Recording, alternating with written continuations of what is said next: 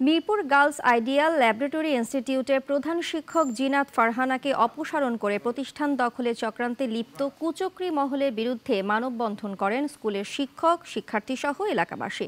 শনিবার সকাল 11টায় ক্যাম্পাস ফটকে এ মানববন্ধন করেন তারা।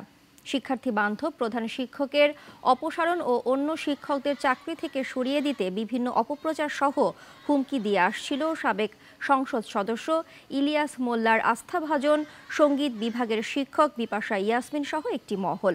এর আগে 2016 সালে মিথ্যা অজুহাতে চাকরি থেকে বরখাস্ত করা হয় জিনাত ফারহানাকে।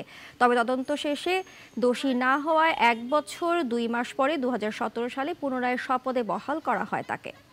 ওনার যে ওইটা রাগ, যে একটা ইগো, এইটাকে উনি এখন কাজে লাগাইতেছে। আমি এই স্কুলে 9 বছর ধরে পড়ালেখা করতেছি। ছোটবেলা থেকে আমার বড় হওয়া সবকিছু এই স্কুলে। আমি দেখেছি কে ভালো আর কে খারাপ। আজকে দেশের এই পরিস্থিতিতে একটা সুবিধাবাদী মহল চাচ্ছে যে ওনাকে সরায়া তারা হচ্ছে যে এখানে জায়গা করার জন্য একটা পায়তারা করতেছে। যদি পদত্যাগ তার চাওয়া হয়, মানে যদি রাজনৈতিক ইস্যু আসে, তাহলে প্রত্যেকটা ম্যাডাম স্যারদের এখানে পদত্যাগ করতে হবে। আগে পদত্যাগ করতে হবে বিপাশা ম্যামের, বেবি ম্যামের আর মিলি ম্যামের।